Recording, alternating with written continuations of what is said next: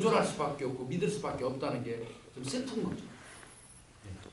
아까 박사님께서 그 차도 달리는 차에는 블랙박스, 버스 얘기했지만 전 국민 다 스마트폰 갖고 있잖아요.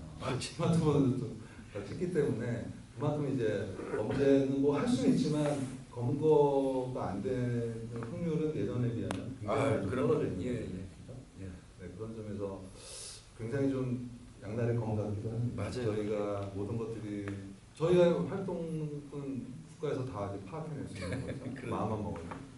그런 점에서 좀 그렇지만 그래도 범죄를 예방하고 범인을 좀 잡는 시스템이 잘 갖춰져 있는 거에서는 또 반대로 긍정적인 측면이 있는 것 같고요.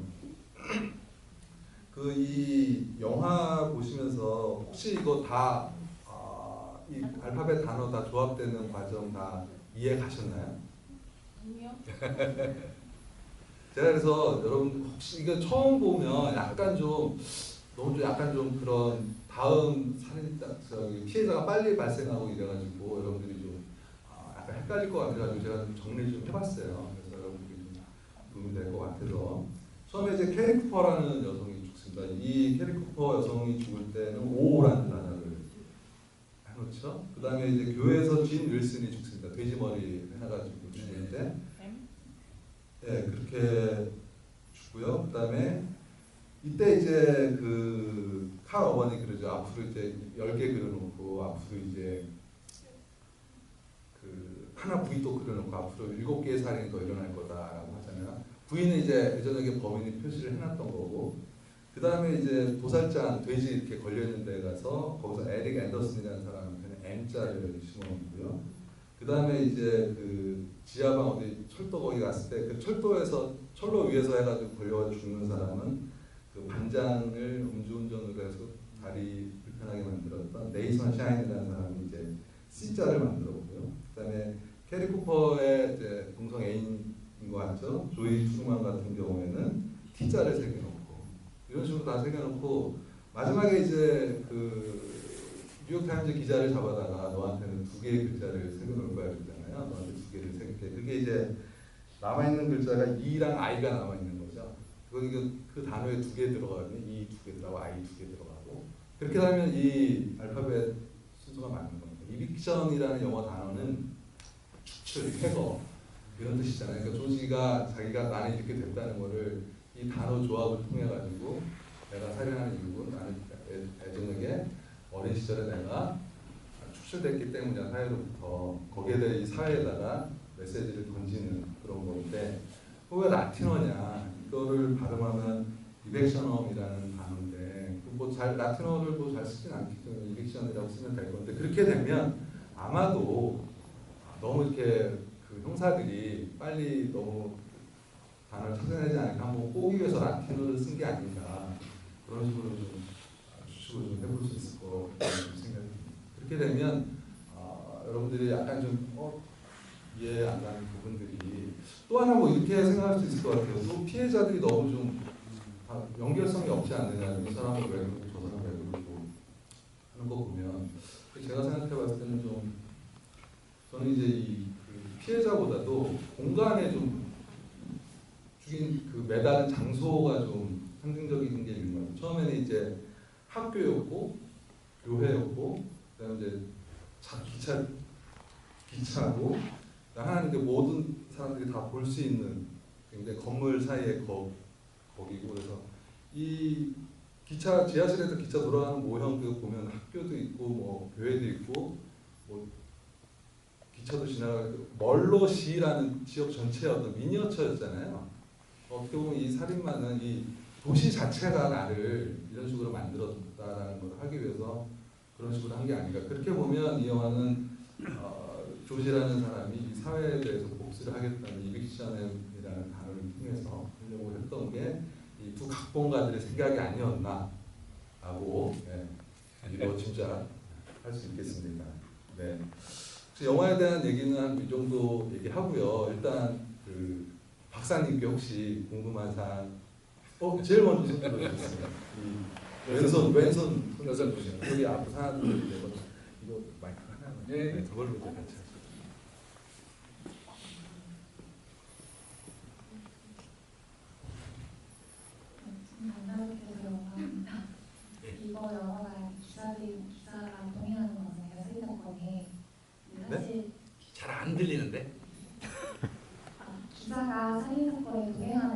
예, 기자가 동행한다고요? 그렇죠. 예, 예. 아니 그 내용이 너무 큰 것 같아요. 그렇지 않아요? 편하게 보게 네, 네. 그래서 질문 안 하신? 아니 하려고. 네. 이 기자가 따라다니는데 살인 사건에 기자가 있으면 사실 강력범죄 기자가 사실 반갑지가 않잖아요. 당연하죠. 근데 현재 그러니까 과거에 있는 재직 중이실 때 기자랑 관계가 어땠는지 정말 궁금해요. 기자와의 왜냐하면 우리는 경찰은 되게 협력해야 할 수도 있고 어쨌든 적이 될 수 있잖아요. 예. 근데 실제로 트러블은 없었는지 혹시나 지금도 기자분들한테 연락하고 계시는지 좀 궁금해요. 형사들은 기자들하고 관계를 불가근 불가원이라고 해요. 얘들하고는 기자들하고는 너무 멀리도 안 해야 되고 너무 가깝게도 안 해야 된다. 이제 이거를 아주 그냥 형사 처음에 경찰에 입문하면 선배들이 귀에 달게 교육시켜요. 너 기자가 와가지고 너한테 아주 잘하고 막 친근하게 한다고 속에 있는 거 다 주면 너 죽는다. 얘기하고 또 그렇다고 기자를 너무 냉대해버리면 손톱만한 잘못만 있어도 이따만하게 키워가지고 보존나가거든요. 그래서 기자들하고는 불가근 불가원의 관계를 유지하고 있고요. 그리고 이제 형사들이 진짜 솔직히 기자들 엄청 싫어해요. 기자들이 일단 보도가 돼버리면 그 순간부터 이제 그 사건은 공적인 사건이 돼버리는 거예요. 형사가 그냥 매일 그리고 이제 이 언론 보도가 어떤 경우는 수사 방향을 자꾸 바꿔놓기도 해요. 우리는 이쪽 방향으로 가고 있는데 언론에 나오니까 국민들이 벌떼처럼 들고 일어나가지고 이쪽도 수사하고 난리를 치면 이렇게 가다가 갈치자로 가는 거예요. 그래서 수사 방향을 막 이렇게 만들기도 하거든요. 그래서 기자들 굉장히 미워하는 편이죠. 사실은 미워하는 편이고 참 기자들하고 우리 부장님도 어떻게 보면 기자신데 왜 이렇게 저 기자들이 이제 힘들게 하는지 제가 이제 일선에서 형사반장을 하게 되면 그날 있었던 사건을 전부 이제 그 밤샘 근무하고 그 간단하게 축약해서 보고서를 써놔요. 그래서 그때는 먹지대고 한 7, 8장을 써가지고 서장한테도 보고하고 보고를 하거든요. 근데 그 보고서를 열심히 써가지고 놓고 결제판에 놓고 화장실 갔다 오니까 없어졌어요. 그게 통째로 없어진 거예요. 한 몇 시간을 쓴 건데 막 별군데 다 찾았더니 보니까 기자가 그 훔쳐가지고 화장실에서 베껴 쓰고 있는 거예요. 그래서 기자 맥살 잡고 와가지고 절도로 입건한다고 조서받고 그러는 건데 기자들하고 형사들 관계가 그렇게 좋지는 않은데 그래도 또 기자가 또 형사한테 도움이 되는 경우도 많이 있고요. 어떤 경우는 내가 솔직히 말씀드릴게요. 예전에 서장이 나쁜 놈들이 오는 경우 있어요. 이거 분명히 잡아서 구속시켜야 될 놈인데 서장이 무슨 백을 받았는데 자꾸 봐주라고 하는 거예요. 그런 경우에는 가까운 기자한테 불러갖고 소스 줘버리죠. 미리 내라고. 물론 서장도 알아요. 네가 이거 미리 줬을 거라는 거 알지만 증거는 없잖아요. 뭐 그런 경우도 있고. 그래 기자하고 관계가 좀 애매합니다. 우리 둘이 애매하잖아요 지금. 그 가장 그 상징적인 그 대사 있잖아요. 그 경찰 형사와 기자의 관계를 보여주는 살인의 추억에서 박두만 형사 송강호 씨가 그 기자 XX 안 보니까 속이 다 시원하고 그러면서 사진 찍잖아요. 이렇게 초반부에 그 변희봉 그 배우랑 같이. 저는 그렇게 생각 안 하는데 가깝다고 생각하는데 오늘 저는 처음 뵀거든요. 다음 질문. 저기 남성분 질문 받을게요. 요 가운데 저쪽으로. 영화는 잘 봤는데요. 영화하고 사랑 역시 궁금한 기술에서 교수님 교수님이라면 그 장면이니까 그 여자 학생 둘이서 예. 그 아이를 예. 인천 사건 말씀하시는 거. 그때 그 여자아이가 시킨 아이가 손가락을 갖다 달라고 했잖아요. 손가락 손가락. 예. 그거를 그러면 연쇄 살인범의 징후로 봐도 될까요? 그거는 아닙니다. 그 경우는 연살인범은 특징이 있습니다, 선생님. 아까 제가 말씀드렸지만 살인 그 자체로 인생에 자신의 그 존재 가치를 느끼는 사람들인 경우를 이제 연살인범의 시리얼 킬러라고 우리가 얘기하는데 그렇게 이제 성격을 두고 있고요. 그 경우는 제가 볼 때는 이제 뭐 본인은 심신미약 계속 주장하잖아요.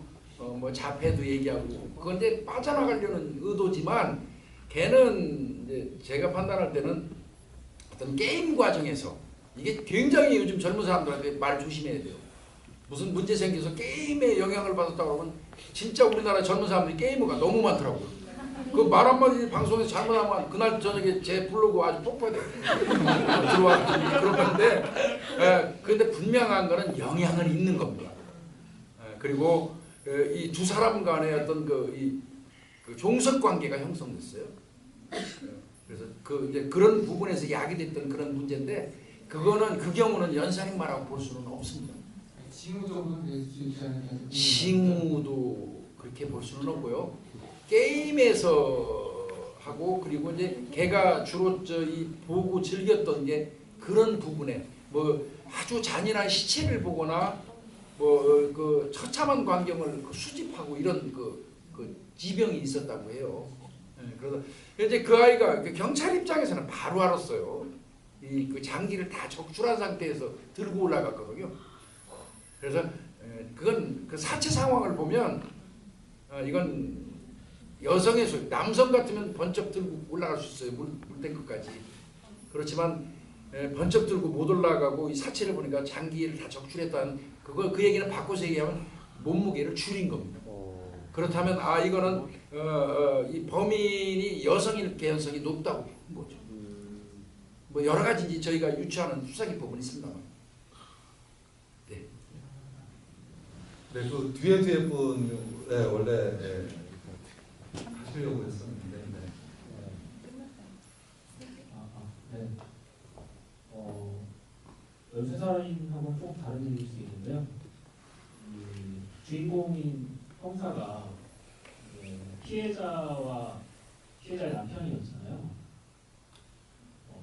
근데 실제로 이렇게 살인 사건의 피해자가 형사인 경우에 이렇게 계속 수사를 이어서 진행할 수 있는지 그렇게 궁금하고요. 그다음 영화적으로는 이 주인공들이 기자와 은퇴한 형사와 지금 얘기하는 특수한 상황에 있는 형사인데 이렇게 구성한 이유가 뭘지 좀 궁금합니다. 기본적으로요. 혹시 여러분들 언론 보도를 통해서 대구에서 노래방에 잠시 친척이 운영하는 노래방에 가서 잠시 일을 봐주던 어머니가 살해됐는데 그 아들이 그 당시에 고등학교 다니고 있다가 결국은 형사가 됐죠. 그래서 대구에서 형사를 하다가 어느 날 그 범인을 검거하게 되죠. 알게 되죠. 알게 됐을 때 검거 활동을 할 때 그 형사들이 그 사람은 따로 빼가지고 장기 휴가를 보내죠. 검거해서 그 사건을 처리할 때까지 개입하지 못하도록. 그건 왜 그렇게 하겠습니까? 내 가족이 만약에 이 사건의 피해자라고 판단이 되면 그 형사가 그 범인을 검거했을 때 느끼는 증오는 어마어마하겠죠. 그 경우에 어떤 짓을 할지 몰라요. 더더군다나 형사는 총기를 소지하고 있잖아요.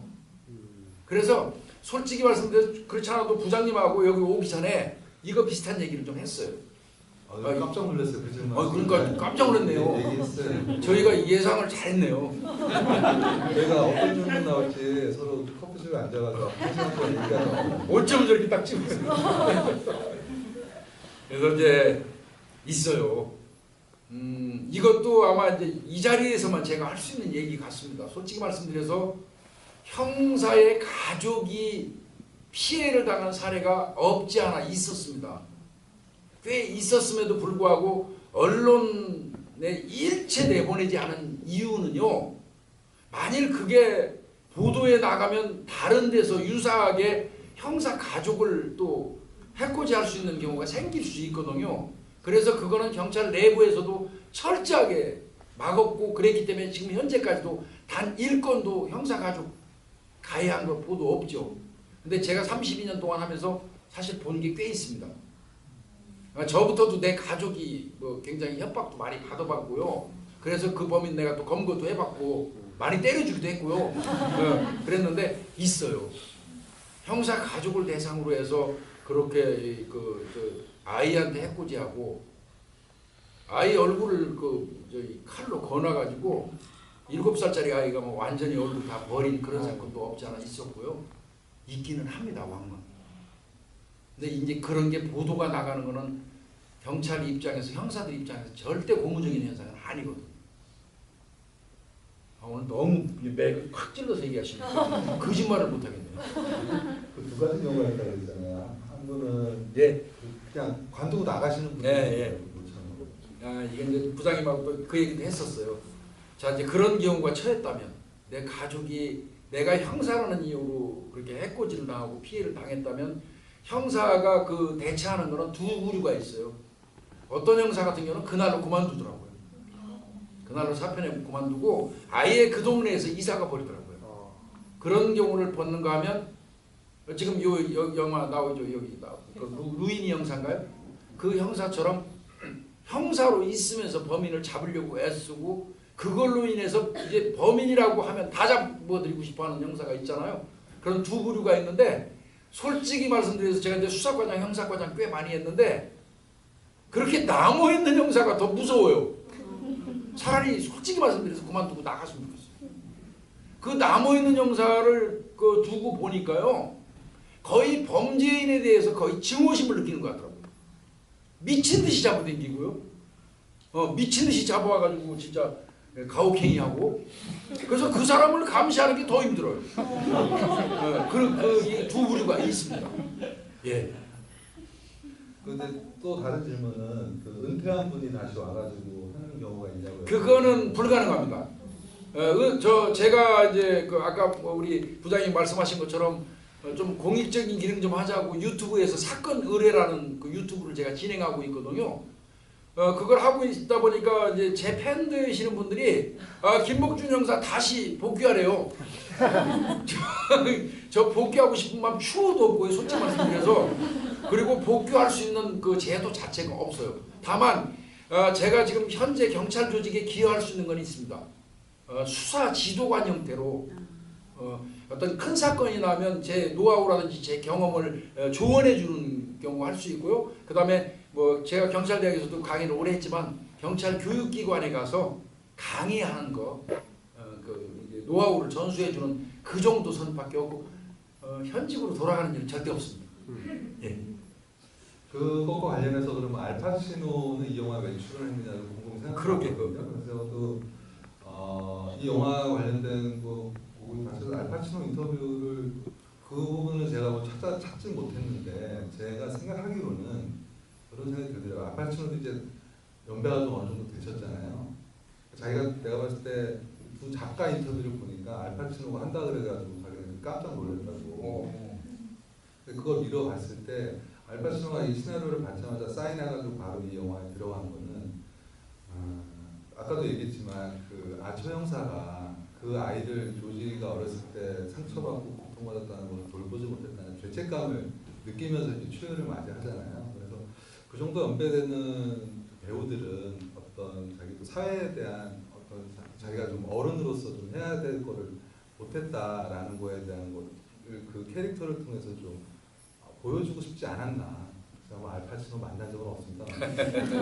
제가 생각할 때 좀 그래요. 그리고 실제 그런 경우가 왕왕 있는데 뭐 이제 뭐 오래된 얘기고 워낙 유명한 감독이긴 하지만 클린트 이스트우드가 90대 초반에 용서받지 못한 자를 만든 이유도 자기가 만들었던 그동안의 서부 영화에 대한 어떤 반성의 의미를 그 영화에서 그때 만들었을 때가 60이 넘은 나이였었어요. 그러니까 그런 점에서 사회적 어른들이 그런 영화를 만들고 그런 캐릭터에 출연하는 것들은 그런 의미 부여를 저희가 관객 입장에서는 충분히 할 수 있을 것 같고, 그래서 각본가들도 그런 점에서 좀 캐릭터를 만들고 그런 노 배우를 이렇게 일부러 은퇴한 사람을 다시 오게끔 해서 이렇게 사건을 해결하라고 이렇게 시나리오를 짠 것 같습니다.